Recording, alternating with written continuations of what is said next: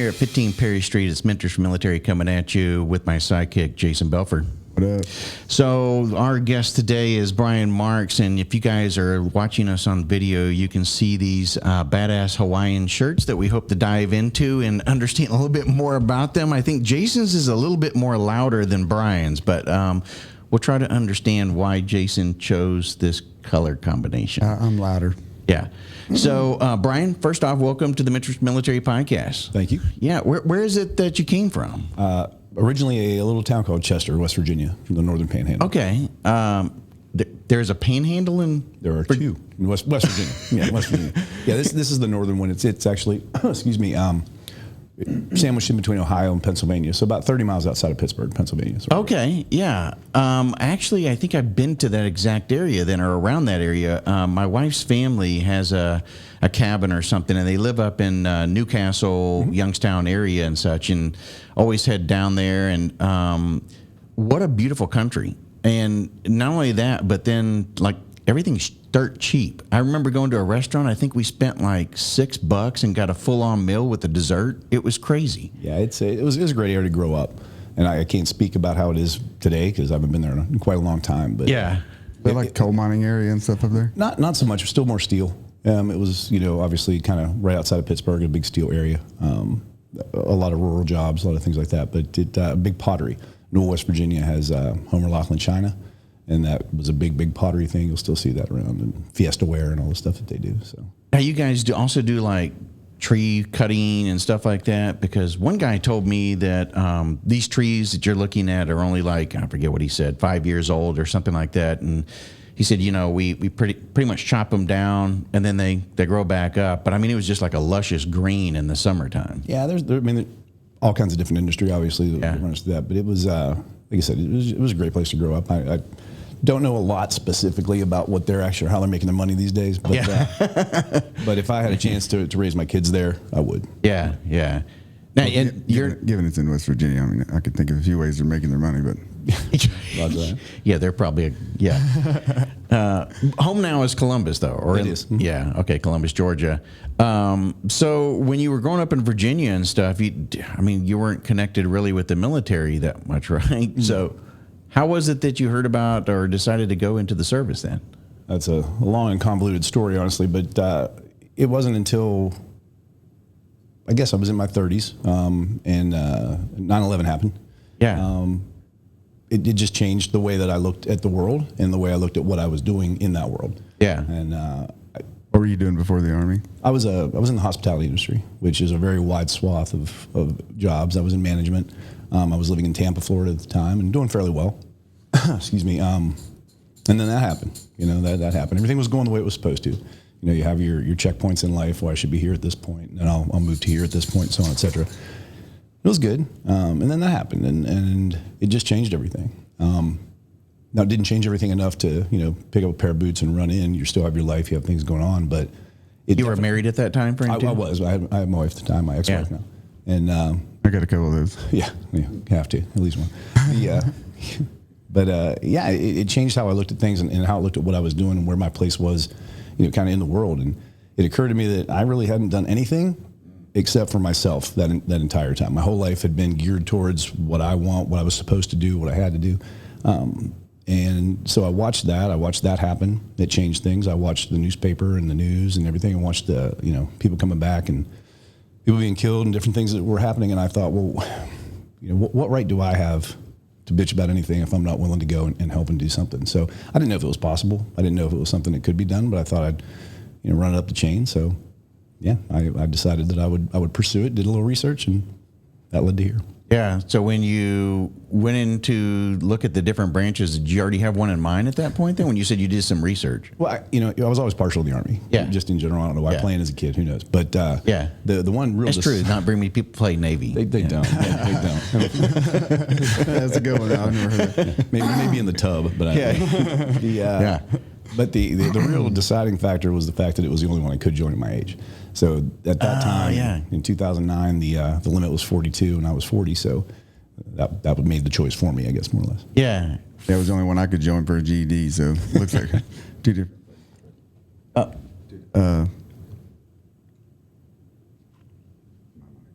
Your mic is cutting out. That is, I don't know what's going on there. We're going to have to try to fix that. So, in 40 years old, I mean, this is a young man's game.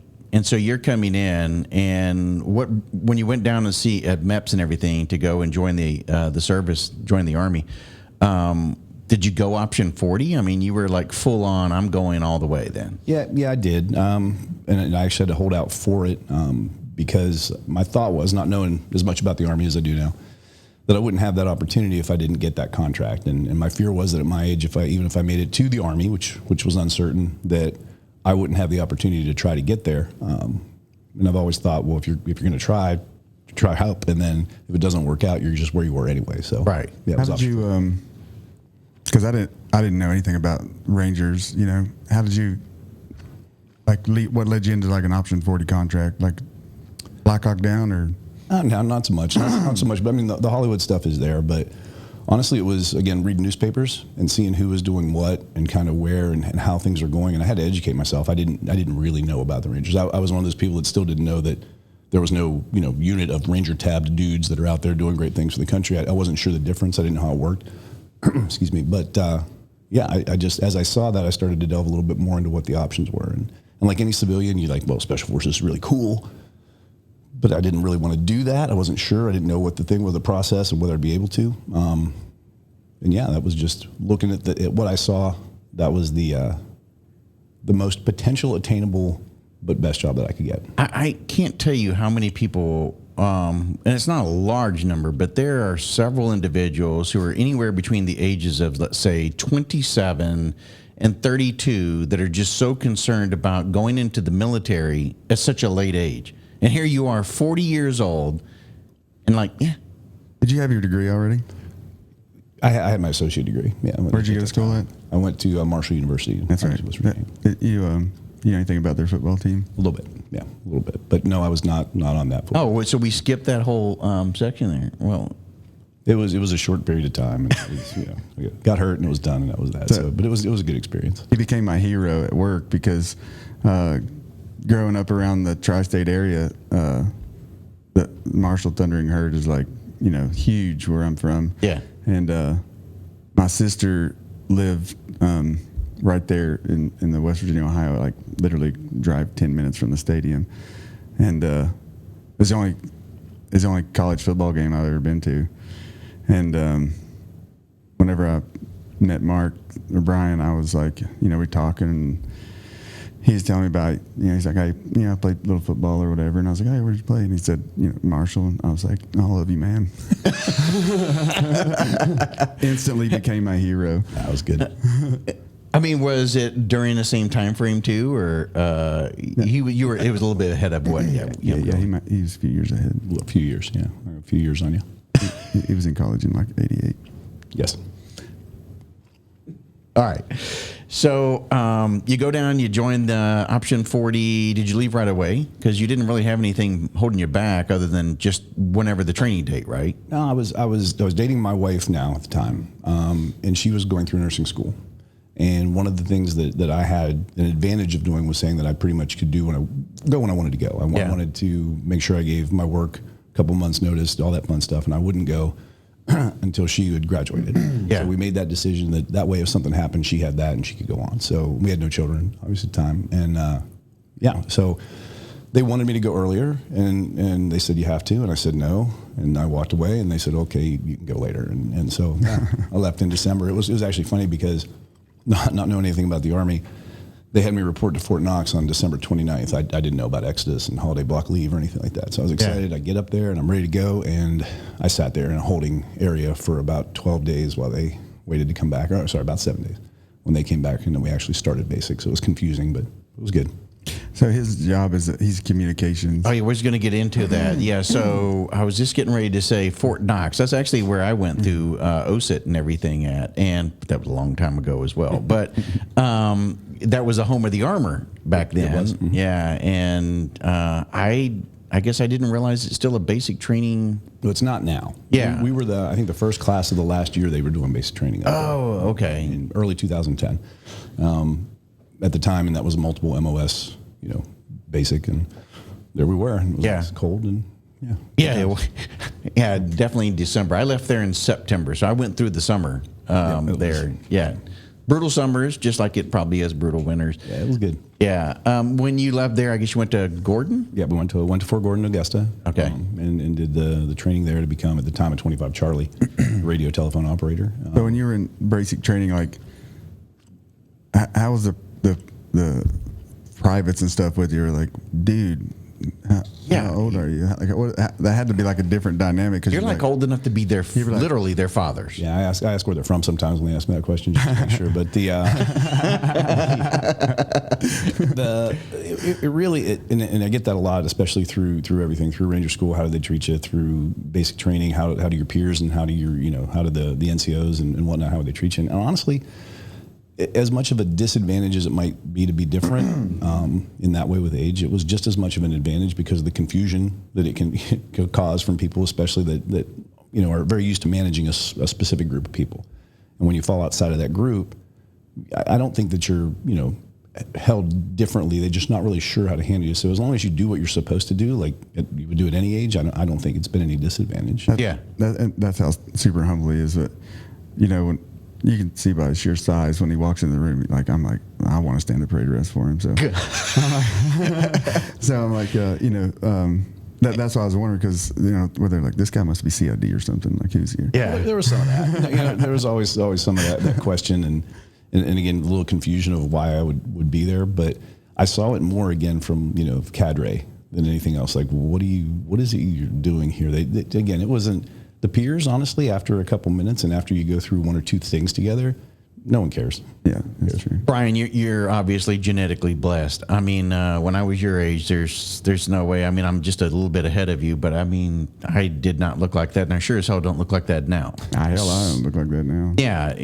It's fading fast, so let's not get ahead of ourselves. It's not that I'm half broken and falling apart, and the wheels are coming. Well, that's because of the military. Yeah, that just happens. Yeah. Well, he's half broken, but he's got a hip issue. But here I'm driving down the road a couple months ago, and he literally has like a severe hip injury, and I see Marx out there by himself with like 100-pound sandbag on his shoulder, walking up and down that big ass hill, just crushing it. And I saw him the next morning come to the office, and I was like, dude, you can barely walk. And he's like, I just gotta keep doing it. Like that. Well, you try resting it, and if resting it doesn't work, then you might as well. He's like, it's going to hurt if I do it anyway, so I might as well do it. Kind of So you left Gordon and went to Benning. Benning for airborne at the time. We did airborne first, and then RASP, and then straight to RASP. Oh, so you did back when it was airborne, then RASP, as opposed to Okay. That just changed over in like 2017 when I was the air guide RTP. Okay, it's only been a few years that they did that because of all the people that would not go. That was their. There's only X amount of option 40s, and then if you get injured and stuff too. They would. Recruiters would tell them, hey, just go, and if you don't want to go to do this, quit. So you lose a lot of contracts for people who wanted to go. So I think that's why they switched it around. I think. Went to RASP. Well, now wait. Now you show up for RASP. You get out of airborne. You go over across the street there and everything, and basically, and then you show up and you're 40 years old. Now, who was your RASP coach, Ray? Yeah. Ooh, back then, Sergeant Israel, I know, was running RASP at the time. I'm trying to think of other ones. Sergeant Morrissey was there. Dave White was one of my cadre. Was out of Coal Range, and there's a lot of others that are a blur, honestly. But some really I got the opportunity, obviously, like all of them do, to get trained by some really good dudes. Yeah. And I'd like pulled you out of the formation, had you stand up front and go, if this dude doesn't quit. I mean, seriously, quit, this is the dude you got to see first. Yeah, either or. Because, I mean, it was actually kind of funny. They did a little bit opposite. I cannot remember who the sergeant was that was addressing us the first day we were up there, and we're all in formation. And somehow he saw me, I think, through there, and he came over and he got right in my face, and he's like, "It's going to be very physically difficult for you to complete this course." I was, I'm like, Roger Sergeant. And that was it. They left me alone after It's that. physically difficult for me to complete getting out of bed in the morning. So I got to. I give him shit all day, every day about. I was like, how you doing this morning? Did you drink your Geritol? You good? Yeah. Drinking shirt. The same guy you were just talking about carrying 100 pounds. That's exactly yeah. right. Yeah. Well, I got to make myself feel better because he's way better than me. I'll wake up and be half as good as Marx in the morning. I'll be a great guy. My son told me the other night we were watching TV before I'm putting to bed, and one of those insurance commercials came on for Colonial Life or whatever, and they listed the ages, and he's like, "Dad, you can get that insurance." Like, thanks for pointing that out, son. I appreciate that. Yeah. So all right, so you get through RASP. Any challenges there that? Oh, tons. I mean, I think it was like the second week or whatever we were in RASP, and at the time my wife was pregnant with our first child. There was a lot of mental stuff going on. Obviously, a lot of things like that, and you wonder if you can't do it. And I think we were rebuilding the barracks outside. I think is what we were doing. We're like third floor, where uniform changes, go get your beds, rebuild them out here, that kind of thing. I was pretty close to. I fell down, and I was like my knee, and I thought it hurt because. Did you hit your life alert button? Yeah, that's what it was. Yeah. You're just bad, man. Help me! Yeah. I can't get up. I fell. I love you, Brian. You know that. Oh, I know. I'm a step away from a Cialis commercial. But anyway, yeah. So I was going to be done, and they basically, I had one of those moments, one of those failure moments, and they pulled me up, and they were like, "No, you can do this," which is a very rare thing. Yeah. That you're not hurt, and so yeah, I went back in and did my stuff, and that was it. But it was difficult. It wasn't as difficult. Like everything, it's not as difficult when you're done. Yeah. But at the time, not experience something like that was it was tough. Yeah. So you show up to your platoon. Again, surely they heard about you. This had to be like rumbling through regiment. Well, you went to 175 first. I did. I went down to Savannah, and for whatever reason, so they had an RTO kind of course that we were supposed to do at the completion of RASP. Yeah. And I really, again, no idea how anything works, and so I was just staring at my beret. I was so proud to have it. Just looked at it all morning, and we had a few days of this class, and I think I still do that. It was the third day of a 2 to 3 week course. And I get a phone call up in my barracks room, and they said, come down and bring all your stuff with you. And I was like, oh my God, I already got fired. I haven't even been here. I'm getting kicked out. I just donned this damn thing. Yeah, it's crazy. What have I done? I'm running through everything. But the platoon sergeant for 175 was up there completing air assault school. And it just happened that they were like, hey, you're the only guy going to 175 because not many of us graduated that class. So they said, you're going to get a ride. And so that's how I met my platoon sergeant. He was great from the very beginning. We went down, great guy. It's kind of cool that you got a chance to meet him away from the environment. If I was anything other than Marx, like I probably would, if I'm private so-and-so, Private Belford driving 3 hours with my platoon sergeant in the truck, that's an awkward conversation. Yeah. You're Brian Marx, you're like, that platoon sergeant definitely feels like, oh God, I hope I don't piss this guy off. But that's a lot more mature conversation than what it would be for some 20-year-old riding. Yeah, because how old was he?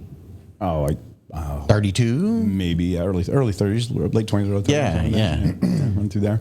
I also didn't know enough to be as intimidated as I probably should have been by my platoon sergeant at the time. Yeah, just I was intimidated. Well, you're a mature adult. Mm-hmm. That's what I'm saying, and then we get that question. It was funny because, friends would ask, especially when I started to do this, and they'd be like, well, how in the world do you take orders from like a 25-year-old kid? How do you do this? Yeah, that's different though, yeah. Sort of. I said, it may be 25, and chronologically I've got some years, but if this guy's got 5 or 6 more military years of experience, I would be an idiot not to listen to him. Sure. And it was never really an issue. No, I meant more along the lines of just being mature. Being a mature adult in the way in which, hey, you have respect for him.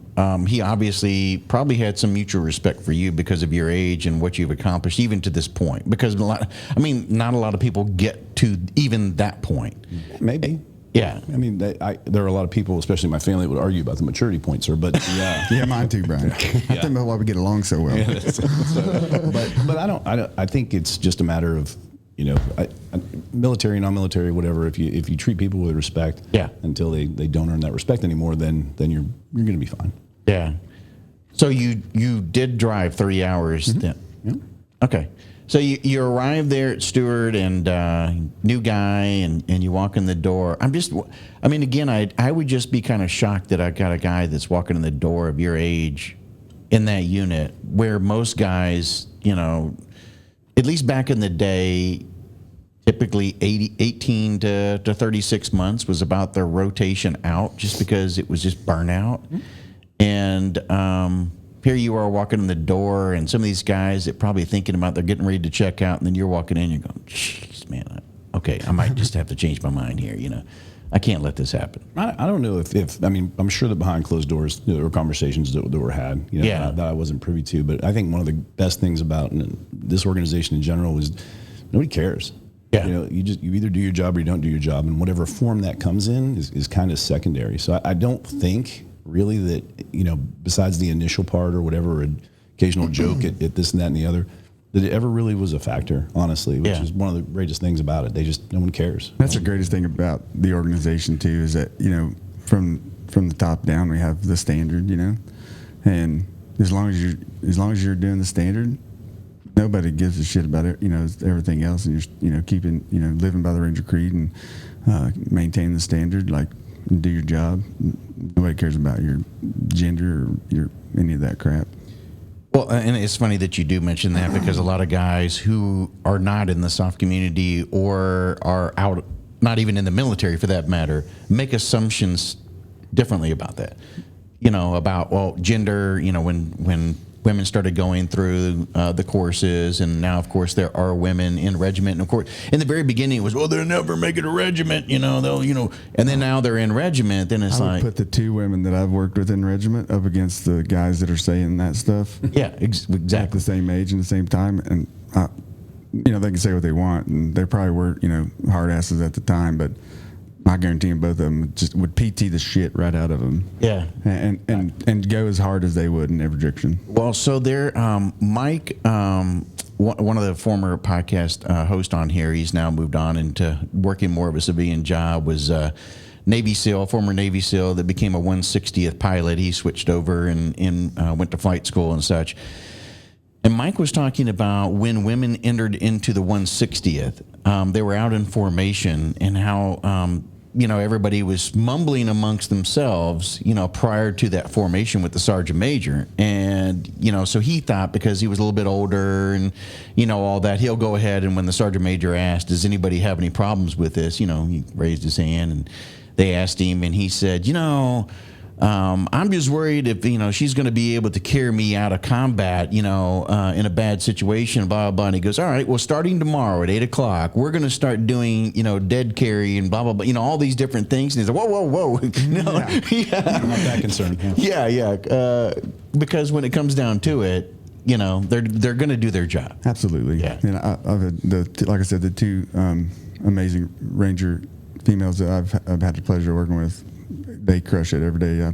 They're appreciated, and I'm sure people have their opinions, but around me, they damn sure keep it to themselves. Yeah, I would be the first to tell them that I've RFS'd tons of Rangers that they called themselves Rangers, but they didn't perform like these amazing females are crushing them.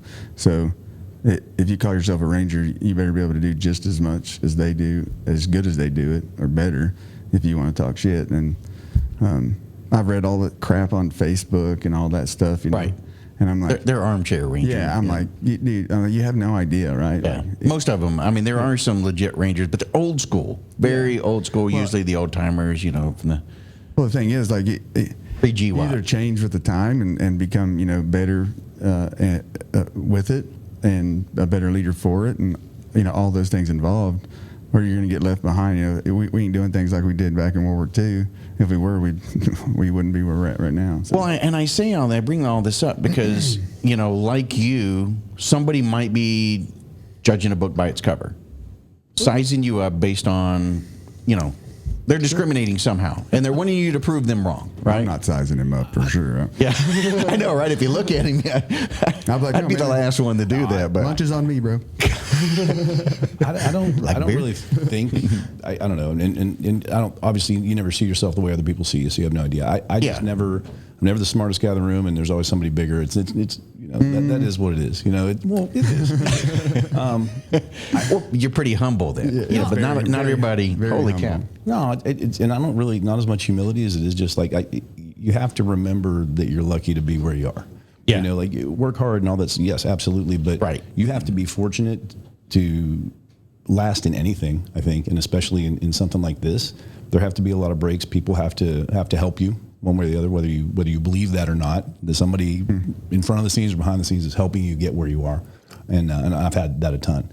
I like I said, I don't necessarily think that there's been anything prejudicial, and if there has been, it's been as much to my advantage as it has my disadvantage. So I think it's still a pretty level field as far as that goes. But that's wisdom. Yeah. Well, I mean, what you just said is wisdom, which is, you know, years of experience and learning by mistakes and then having humility. But you're right. I mean, if people ask me, Robert, you know, how did you get to do this or that and the other? And it's like, listen, I'm no different than any other person. You know, I may have had some really good breaks.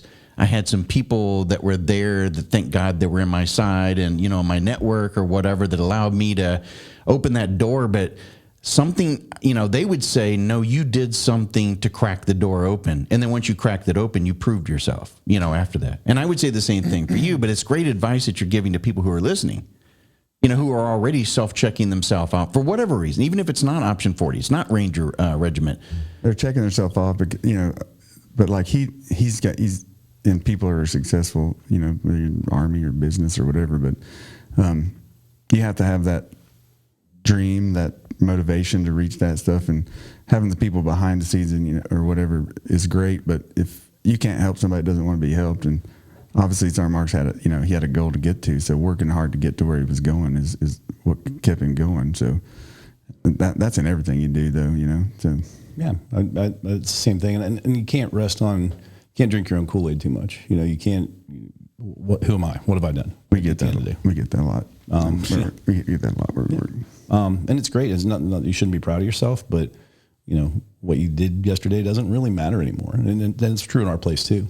That's a different. There's a difference in being proud of yourself, you know, and being like boastful about yourself. Yeah, confident, but not cocky, not arrogant. Right. Confident but not arrogant. And that's a great. Yeah, very fine line. It is very, because I've been to multiple. You know, I don't give a shit if I'm a Ranger or not. Like I go to schools, and you know, when I was a younger E6, E7, and I treat everybody there, you know, like good people, and I don't care what unit you're in. We're all doing the same damn school together. And you know, I've had people when I went to MLC, for instance. You know, we're all like doing study groups and stuff, and I'm helping with, you know, this is stuff we do, you know, all the time at work, and these guys never see it. Man, they're like, man, I've always thought Rangers were assholes. And I was like, wow, that's unfortunate. But it's not being cocky about it. You know, we're all supposed to help each other. And he helps. Dude, if I get like 10 of these guys work, like we'd run the regiment.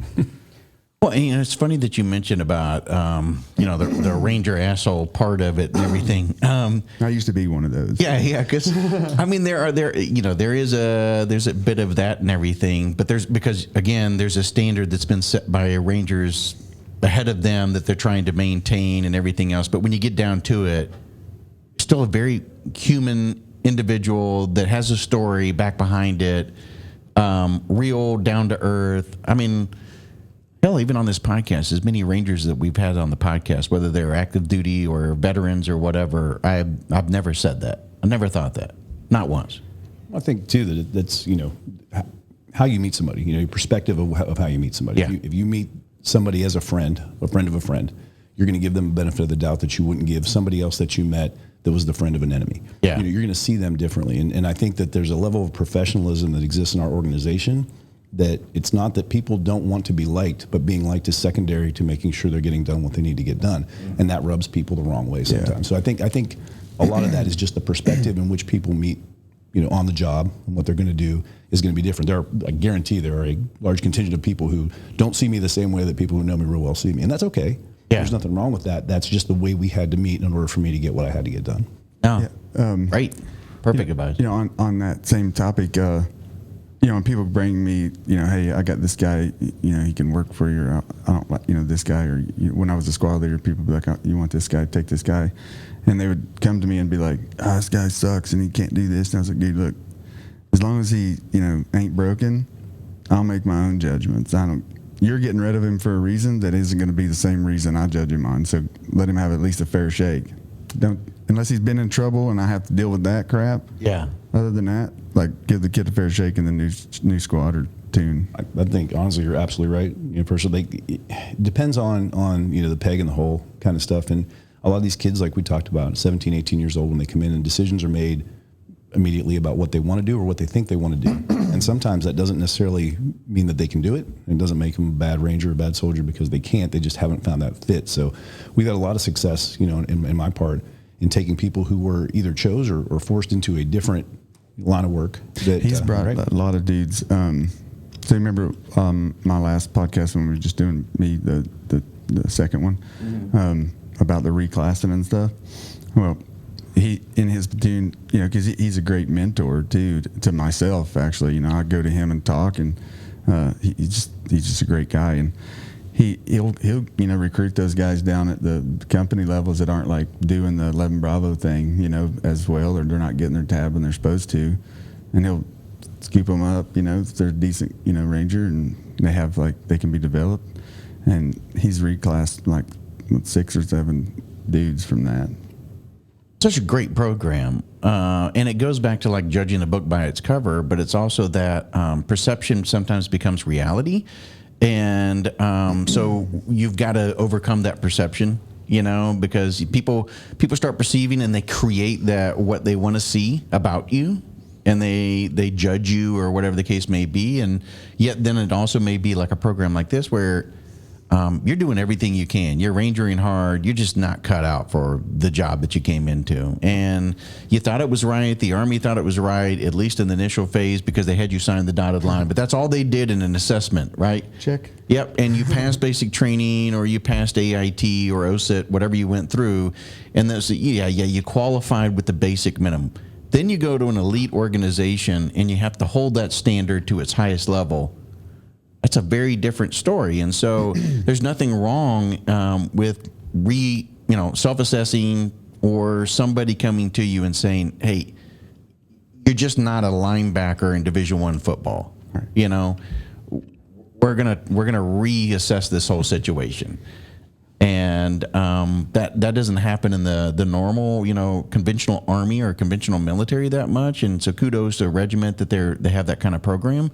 But you're getting outstanding soldiers who meet the criteria from, the physical standpoint, understand what it means to, wear that beret every day, and that, got to earn it every day. And then you're getting a great guy that you can then now mold into something very different.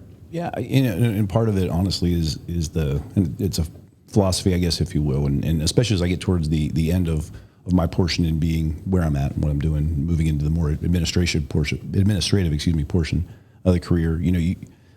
The idea is, I guess, and I don't know who had the quote, but we will never sit under the shade of the trees that we plant here. We won't do it. So what are we doing now to figure out how this is going to run after we're gone and do this? And these are the guys that are going to do it. So it's just like your kids or anything else. This is an investment. Mm-hmm. And you try to make it the best while still maintaining that standard that has to be done. So, yeah.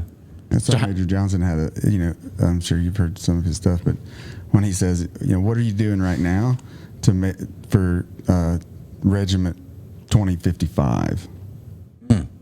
So I like that, and the things you're doing, and the mentorship you provide to those guys down there, and bringing those young Rangers in, and give them a second chance.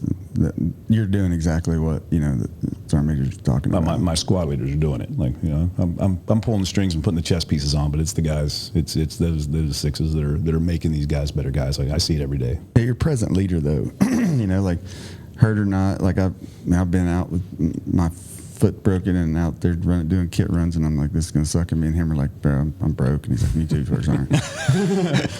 We're just like, hey man, we're just gonna, I'll carry you, you carry me. But survive. Yeah, but he's a present leader. We talk about that all the time. As far in the Army, you either got it or you don't, and he has it because in what we do, like you can, in his position, like he's in a place where he can like kind of tell people to do things, but he's always the guy out there with his kit on, his radio's turned on, like just bouncing around, helping, doing everything. So that resonates really well with your guys, you know, and they see that and they're like, that's what I, you know. I hope so. I mean, I'm sure they still have their bitches, but you know, it's yeah, I'd rather be there and be bitched about than not be there and be bitched Well, I about. see it.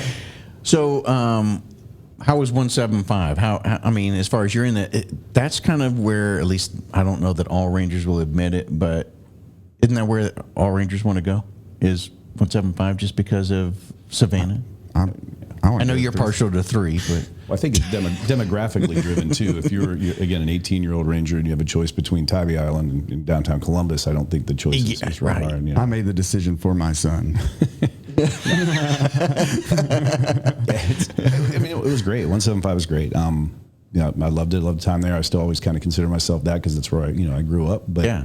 I have been fascinated by the lack of differences in battalions. Like at the end of the day, like we always make fun of each other because it's fun and it's good to do. But there's good guys there. There's good guys here, and everything kind of goes back and forth. I've worked with more of my 175 leaders since I've been at 375 than I think I did, you know, at 175. Oh, really? Okay. Yeah. So well, Brian brings a smile to Angry Bat, you know.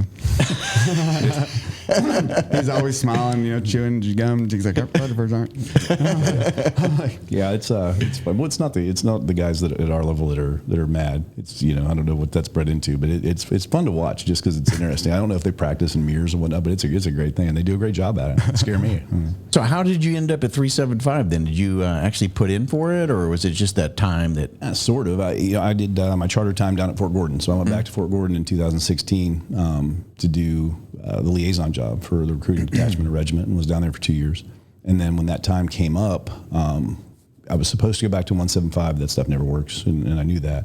And then they were going to send me to 275, and I really didn't want to go to 275. Not because of anything at all against 275, but geographically we're still deploying all the time at that point.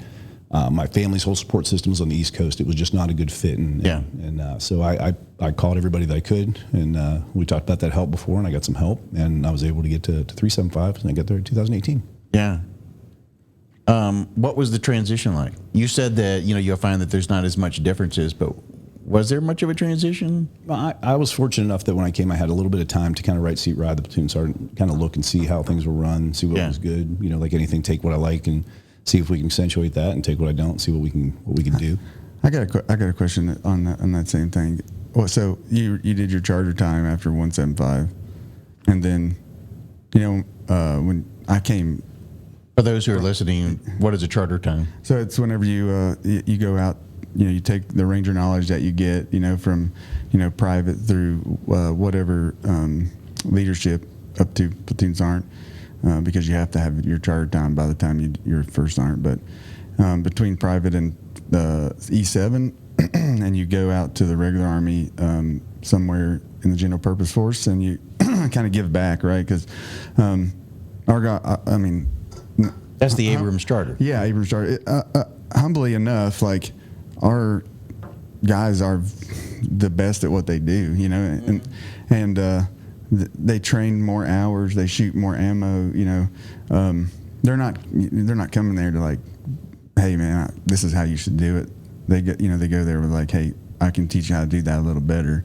So if, you know, the Ranger Regiment goes out to the Army and comes back to us, which is great, but when they go out there, if they make, you know, like I said, the 1% better yesterday, like if you're just making one person 1% better throughout your entire time to be there to change somebody, like that's an effective change. That's what the charter's for. Yep. But and not everybody back in the day, that was more of a requirement. It doesn't seem like it's as much now. If you want to hang around, you know, that back in the day it wasn't a requirement. Officers only. Oh. Now the NCOs have to go out. I thought it was the other way around. So back in the day, you could go from private to sergeant major at the regiment if you're just, you know, if you're that good. But now with the charter, you have to, by the time you're a platoon sergeant, that's your LOA until you go out and do your charter. But there's so many guys that have ended up staying in the regiment 12, 15 years, never spent any time in conventional. Gray area. Okay. But Marx, my question to you was, when you you did your time up to E6. Yeah, I was E6 E6 when I got here. So E6, and then you went to the regular Army. So how was that coming back? Were you? Well, let's first talk about the transition over. Because to conventional Army. I mean, you walk in the door, then we'll come from coming back in. So you transition over. Where did you go? Fort Gordon. Oh, okay. So you stayed there. You went 3rd ID. No, and this was the interesting thing. One of the kind of gray areas that we were talking about too is I never actually had to leave regiment. So I went there as a liaison for regiment, and I was stationed actually at Benning with duty at Gordon. So I was down there to recruit, to try to facilitate people with Option 40 contracts, so on, et cetera, get them to airborne, get them to make a contract for regiment. So we do have not really a gray area per se. I don't want people to think it's like, oh, there's a good voice system, because there's not for the most part. But the gray, like the liaisons, right? Like when they go out to, they're out at airborne school, or out at, and they're going out to all the basic trainings, recruiting, and they're doing just that charter thing, and they're going out to Fort Gordon to be liaisons and, show. Kind of like in-service recruiters, really. Yeah, exactly what it is. Yeah. Yep, 100%. But so we spent 2 years out there, and how was it? It was okay. You appreciate, it was a Ranger appreciation trip in a lot of ways, and not because of the individuals. The people were great. Had a lot of really, really good people down there, but the systems and the way that things go, and especially being an AIT kind of station, especially for soft skills, it was a culture shock for me a little bit. Pretty much throughout the time I was there. So I mean, it was good, but it was definitely different, and it definitely made me appreciate what we do a little more. Now, while you were doing that, were you still having to maintain Ranger standards? Yes. Okay, so because you're attached to regiment, You still had a tambourine. Yep. I I got you. still wore the beret. We still had. I would actually come to Benning to jump. Yeah. And all those things, and do standards. And yes, we still had. still got to do 5 miles, 40. Yeah, okay. 280 PT. So, I'm sorry, we'll back up a little bit. So before you went to Gordon, you had to go to Ranger School, That's correct. obviously. So how was in Ranger? How old were you when you graduated Ranger School? 43.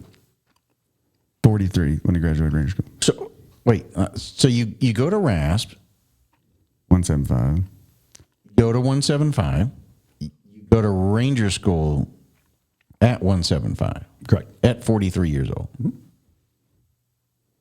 you recycle? No, not for that one. I have, but that's complete luck. That's just luck. Right. Right.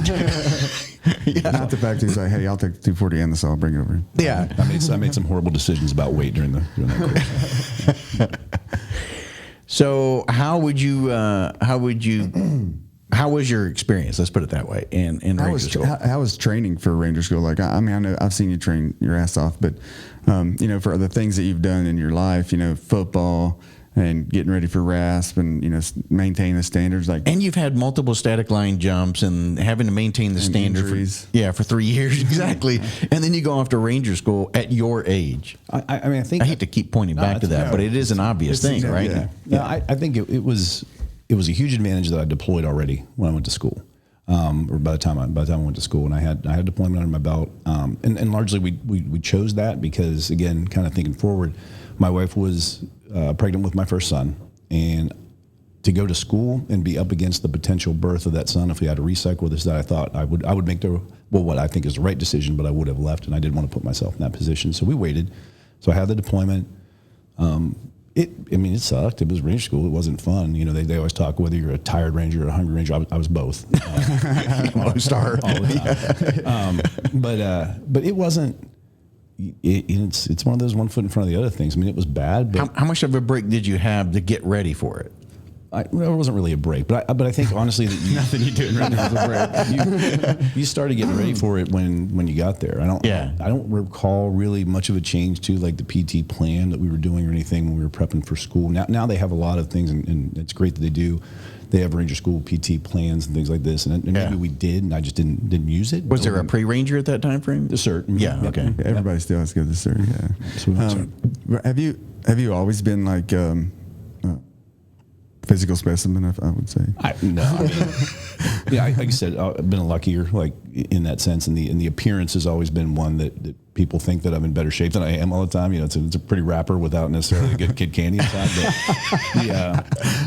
I don't Like the chocolate with the cherry in the middle. Like, I don't really, I don't care about Beachbody and stuff like that. But I've always worked out. But I never worked out the way that we work out until I joined. I mean, I ran track in college too, and I never ran 5 miles in my life until I got here. Like I was like, what? Why?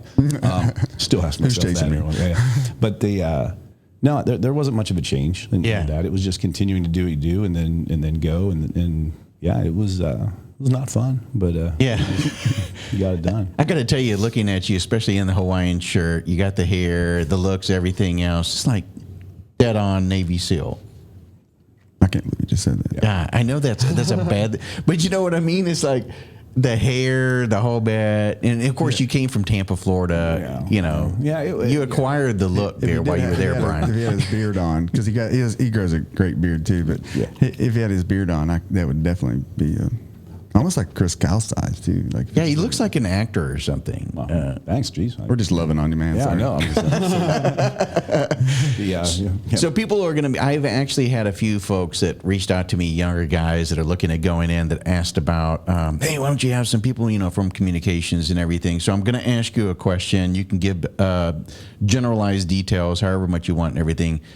When you deployed, what was your role? What was your mission? How does that work? Because people are going to say, what does comma guys do? What is it? I mean, it's a multi-tiered thing. For the majority of my deployments, I was acting as an RTO. So I strapped whatever radios to my back that I needed to, or computers and stuff like that. And we got on helicopters and went and did the job. That was a lot of that. Yeah, it really was.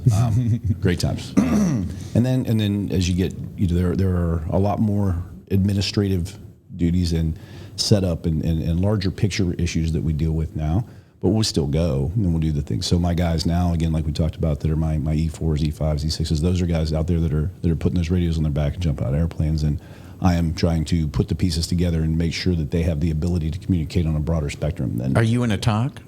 I would be at this point, yes. Yeah. Okay. So more 3-shop.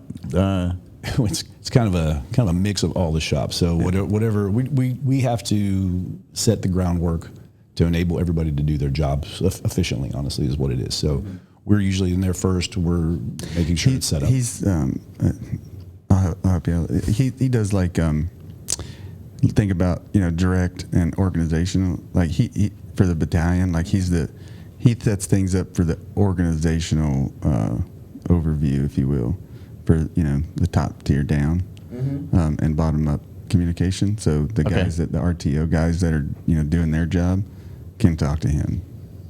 Oh, it's good to kind of like lay out what that looks like. I mean, so if you think of like a communications map above the geographical map, you're making sure that all coordinated communications are coming in, and everything's working properly on the channels, and that's a huge shoot, move, and communicate. Communicate is a huge piece of the shoot, move. Shoot, move, communicate. You got to have those three. Yeah. It's great. It's a lot of like I said, it's a lot of planning. Yeah. Our jobs usually won or lost prior to anything ever starting. We just know that, and we have to be. And like anything else, if someone's microwave breaks down, they're going to call commo, and we're going to try to figure out how to fix it. Sometimes we can, sometimes we can't. But he's actually on one of my little speed dial buttons in the program. That's no joke. Like I'm like boop. Yeah. But it's great. It's challenging. Usually challenging, and we complain about it a lot because if you're not complaining, you don't have a job. But at the end of the day, it's great. I mean, I'm only a communicator, honestly, because that was the only thing I could get an option 40 contract on at the time. Yeah. It has worked out very well that happened. So we're going to get to the transition into back into regiment and everything and battalion, but transition out of the military, at least it's a very good skill set, and a lot of the stuff that you're learning, especially at regiment, you're getting to play with some pretty cool toys. Well, it's honestly one of the hardest things about keeping people, is because they do have the abilities now to do a lot of things, both in the civilian sector and in the military sector, in or without the military, and they're sought after. And so trying to keep a skilled communicator with all the investments you put into them, with as much as they know, trying to keep them in our organization is one of the more difficult things, and not because they're leaving because they're disgruntled, because they have other opportunities they can pursue. Yeah. No, I wanted to hit on that because I know that some people are looking at, well, they think that the only pipeline into regiment is, 11 Bravo, and that's true. But yet you can serve in so many different capacities nowadays. Well, I mean, we take, hooks. we just reclassed a 19 Delta that we somehow snatched up, but I have no idea. Showed up in my office I was like, what do you do? He's like, I'm a 19 Delta. I was like, how the hell? Yeah, Casca. How do you? Yeah, that is kind of a how the hell. Like it's somewhere in the Matrix. He's like, boop, here he popped out, and that's literally what happened because they were like, I don't know, but he wanted to reclass to be communications anyway, so that worked out well. But yeah, thanks. But thanks, Casca. But we have a ton of we have. 41 alphas, It's like 74 or something. It's like 74 different MOSs that we have, and you can come in any of them. The problem we get is whenever they'll come to RASP, right, and we can get them in RASP 1, but the physical portion, they usually peter out pretty quick, and if you start with 10, you might get 2. But like our riggers, man, like we need riggers, and we can't get them, through because I don't know why you wouldn't want to be rigger for us, because if you're going to do that job, that's who I'd want to do it for. But right, I'd rather do it for us than airborne school. Yeah, but but for them, like we're working where we can like try to bridge the gap between airborne school and us. So, if those guys are, have the aspirations to come over and be one of us, like they can come over and see how we work and do things. And then our guys are starting to like do PT with them and help get them ready, from like 06 to 09 to go to RASP 2. So then we can get those guys through and fill our gaps. Yeah, I think that was one of the things, if I recall correctly, when we sat down with the kind of recruiting team and RASP team and stuff there at Regiment, was that it's kind of the same thing. Don't self-select. No matter what your MOS is, come to us, talk to us about it, and we'll let you know. What the path in is. If you say I could never do that, then you can never do that. You've already self-selected. Yeah. If you go there and give 100% of what you got to give, I mean, if you can run 5 and 40 and do 70 push-ups and 80 sit-ups, yeah, you can do that. You can get your ass through RASP, period. I mean, and just don't quit. Yeah. Quit tomorrow, man. Yeah. Yeah. So to transition it back into battalion, how was that? Having been a liaison out there for a couple years. Well, you got that shirt at 175 first before you did. Oh, yeah. Well, yeah. All right. Well, I didn't know when we were going to go into the shirt. The perfect place for me to insert it because I was like, he hasn't left yet. Yeah. I apologize too. It wouldn't be an old band show if I didn't use the restroom at least once during the the FRG coordinator down at 175, and I believe, I'm not certain, that there's a pair of shorts that goes along with it. I never got those. Matching shorts. And got to be Ranger panties, right? Much like most of the positive things in my life, my wife got this for me while I was deployed. So she actually ordered it down there, and took care of that. So, and then I came back and had it, and I just love it. It reminds me of Magnum PI. I don't have the shorts to wear with it, but I think that it's a perfect Magnum PI shirt for me. See, if you had a thick mustache, you'd be like right along with there. I need a Higgins, and off we go. Yeah, but no, it's been awesome. I love these shirts. Yeah, it looks way better on you than it does me. But so how'd you acquire this one? We were at a retreat in. Yours is like all over. It's like deep blue with yellow and green. I just like to be loud, just like when the people in the room stick out. No, I really don't. But it pretty much, if you take the 75th Ranger crest, that's your shirt. Yeah. With flowers included with it. Whereas Brian's is a little bit more definitely Hawaiian. Well, more muted crest and that's on it and stuff. Really cool shirts, but like yours is. His is like about dialed on 4. Yours is about on 50. Well, it's how 375 does stuff, not 175. We want to know. We want people to know. But whenever we went on a retreat in Florida, and we were standing in line, and I, obviously could see Marx and his giant back up there. I was like, that's a badass shirt. So I literally went up there and just kind of begged him to get the guy's numbers and all that stuff to where he got the shirt. I was like, I need that shirt in my life. And and then every time I saw him that day, I was like, bro, I need that shirt.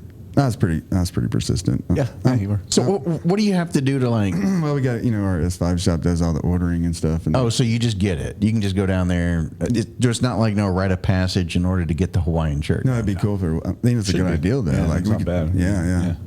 But I was very persistent on where he got the shirt. He's like, I'll get it for you. And then when we went home, I didn't hear anything. So I did what I do, Maybe you didn't understand, bro. I didn't know the gravity of the situation. I was like, I really want this that is for shirt. Sergeant Belford. Maybe I didn't make it clear. This is your first task for the day. And about, I don't know, it's like a month later, I walk in the S5 shop and I see these like stacks of boxes. And I was, what's that? And they're like, starting to put them out over here. And I was like, I love Brian at that moment. Well, I facilitated the information, but that was I had nothing to do with that. But who selected your color palette? That's what I want to know. Like, was that you or That definitely wasn't me. Okay, all right. I'm not sure. Yeah. I think Chambers said it was the only one that we had. I would almost say it's a sad joke from 175 to 375. I'm gonna go with that. It's your fault. There's a few. I know. There's a few people that have these up there. But it's great. So is the guy that makes them, is it a former bad guy or anything? I have zero idea, honestly. Like I said, and even when I get tasked with something like this, I again take it up to Household 6, and she takes care of all this stuff. So I'm sure she helped facilitate where and how, or if they used a whole different vendor. I'm not sure, because this has been a couple years. She's probably at the point. It's like, Jesus Christ, would you leave it alone with that damn shirt? Yeah. Well, you could leave it alone with and then put 3 dots, because it's just about everything I can. I'm going to be going to Hawaii in July. I'm just throwing that out there. You can borrow this one. Well, I'll get you one from her if we got one. All right. So now, how long have you been in battalion or regiment in total? I guess almost a year of training, so a little over 11. 11. Okay, yeah. In regiment. Yeah. You're 7 now? Yes. Mm-hmm. Okay. Moving right on up. Yeah, it's it goes. I always kind of hoped to get to like maybe this level by the time I retired, which is cathartic in the sense that I don't care as much anymore. I'm more concerned about other things, doing the job, than I am about and staying in the job, honestly, with health and whatnot, than I am about rank. But definitely on track to make Sergeant Major. Yeah. Well, for whatever reason they keep promoting me, I still have figured that out. Yeah. So you've already gone over the hump, and this is the easy part. That last 10 years is just, it flies by. So enjoy every moment of that. But you obviously decided that you're going to go ahead and stay until retirement. Yeah, absolutely. Well, again, as long as they'll keep me. Yeah. I will do it. We'll ride it till the wheels fall off. Absolutely. Yeah. What's your kind of long-term career goals and stuff? Well, it's funny you say that, because we get asked that all the time, and I'm like, well, perhaps I'll greet at Walmart. I'm not really sure what I'm doing in the 60s. The most important part, honestly, now outside of what we do at Regiment is my kids. So whatever puts them in the best position to do something. There's a lot of things that I would like to do, maybe sort of, but there's nothing that's struck me as this is the thing I'm going to do when I'm done with this. Always wanted to write a book, so I'll probably do that. In all honesty, I know it's kind of a cliche, but yeah, probably. I want to be in that book. Oh, absolutely. Well, we have different names, of course. We'll protect. You can just literally write it in there. But no, again, to kind of spend as much time as we do get, which they do give us a lot. It'll be nice to spend time with the kids eventually, even though they'll probably be out of the house at that point. Hopefully. It's a different age now. Maybe they aren't, but yeah, there's nothing concrete that I'm like, this is what I'm going to do. I'll be 60, so it's going to be a perspective. It's just so it's wild to me. Yeah. Well, I just retired before I came in. That's all. So I had those 20 years. I retired at 39, though, Brian. I mean, I didn't really retire, obviously, because I still work a real job outside of podcasting. But a real job. yeah, a real job. Now would I like to do this? Pay me what I'm worth. Right. Would I like to do this all the time? Hell yeah, this would be great as a full-time gig. But and I got to pay the bills. Joe Rogan, we want to help you out, buddy. Come on. Yeah. So, but I mean. Yeah, that's different. It's very different. And getting so, what kind of advice could you pass on to those who are listening, who are whether they're younger, whether they're your age or whatever, just from your wisdom and having gone through it, in this stage of your life? What I think again. Just from errors and whatnot, and from mistakes I've made, and who knows if this helps anybody or not. But I think you're only, as we talk about the age thing especially, you're only too old to do something when you're older. And I mean that by, if you're 24 and you want to go back to school and you want to try to play lacrosse or something in sports, and you know what, I'm too old. You're only too old until you're 27, and then you realize 24 wasn't too old. And when you're 30 and all of a sudden I'm too old to do this, school, whatever it might be, vocational change, you're too old until you're 35, and then you realize at 30 you weren't too old. So I would just say that there's perspective in you're not too old until you look back and realize that you weren't. So don't wait. Just do what you want to do. You don't have the extra ice cream cone, whatever that might be, whatever it means to you. Just do it. Yeah. If it doesn't work out, so what? That's a great perspective too. No, it's excellent. But at your age too is the point probably of which I realized I also had to stop, slow down, and smell the roses. And it takes a little bit later, and you live dangerously your front end of your life, and then you start realizing, you know what, that when I really look at it, that was a flash, and unfortunately, because of gravity, we don't get to stay on this earth that long. So I know that my days then are numbered, and at some point you realize that, right? Prior to that, you didn't even think about that. You just lived dangerously. And so have you reached the point where you're like, but at the same token, I've got to stop, slow down, smell the roses to at least as much as I can, because, this will be a blip. It'll go by so quick. Well, yeah, I acknowledge it, but I guess the short answer would be no. Yeah. We don't have time. I mean, he's still rowing with both oars in the water, and they keep grinding down. So, I mean, literally, there's no time for that. Yeah. And I don't think, I think that's part of it too. Like, I don't mean like slow down. Maybe I didn't. Yeah, but your mind, like, I know. I address it, and sometimes I get to the point where I'm like, okay, I know I should be appreciating this much more than I do. Yeah, I know that. I acknowledge it, but I still don't do it.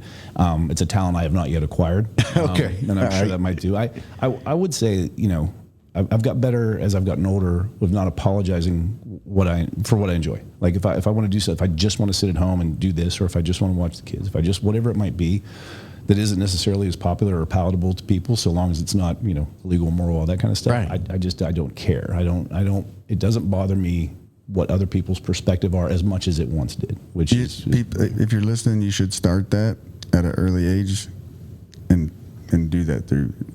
If you have a passion to do something, and a dream to do it, and what's holding you back is because somebody tells you that that's dumb, or you'll never be able to do that, or all those things.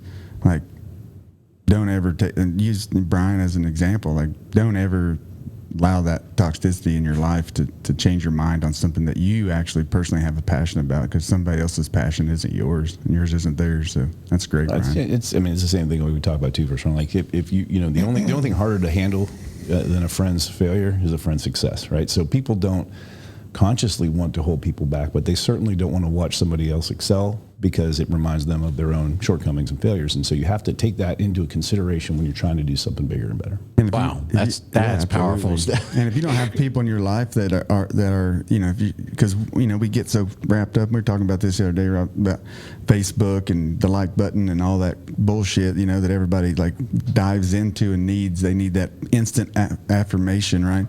But if you don't have the people in your life, and I didn't learn this until late, very late, but that support you, make you better every day, that don't tell you, hey man, you're crushing it every time you're not, and are true-hearted people that want to see you succeed and not nagging negative Nancy all day every day. Like, you need to cut those people out and let that balloon go, man. And surround yourself, like we said yesterday, with the people that are going to make you better, like Brian. Well, it's ironic, you especially for parents, you're very concerned all the time of who your kid's hanging around with, right? Because whoever they're hanging around with, that's what they're going to do. That's good. And when we do, and we watch that, but we don't do it for ourselves. We talked about that. We talked about the circle of five. Who you hang around with is probably going to be who you are. It is. It's who I was, It absolutely, and you can't help it. You can't help it. Now, you are drawn to those people. It's not like it is totally someone else's fault. I don't like that. Why, I was associated with this. No, you were looking for that, or you wouldn't have gone there. But you have to have the wherewithal to pull yourself out of that if you see it's not the direction you want to go. Yeah. Self-awareness for sure. No, great advice, and thanks for sharing that, because, again, you're mentioning some of the same things too about, don't let others influence you. Make sure you got the right circle that's around you, that's providing the good advice, and then at the same token, don't then start selling your shortcomings as that being, who you are, and let that define you and stuff. Go out there. And I think, too, a lot of people don't understand what their ceiling is because they've never been pushed to the point of knowing what their ceiling is.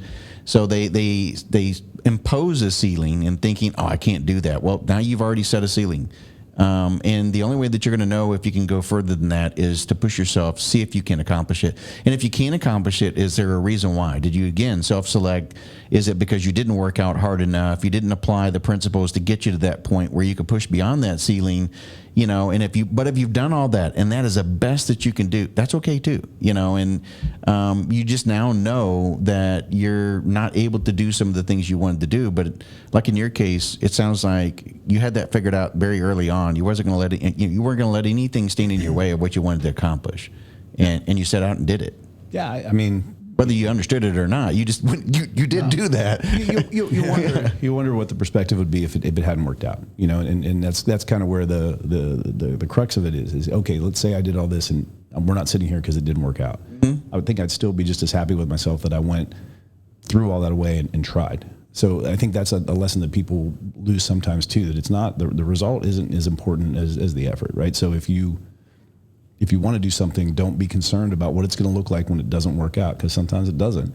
But having the ability to try that will spur you on, I think, for other things. But if you're not, and your life is secular, why? Enjoy the process and ride out the journey. And if it doesn't work, change direction.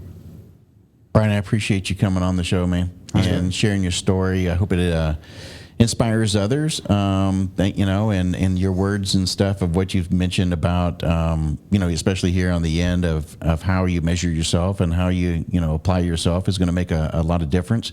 Hopefully that kind of resonates with a lot of the folks out there. And once again, thanks for coming on Mentors Military. Yeah, man, I appreciate you, Brian.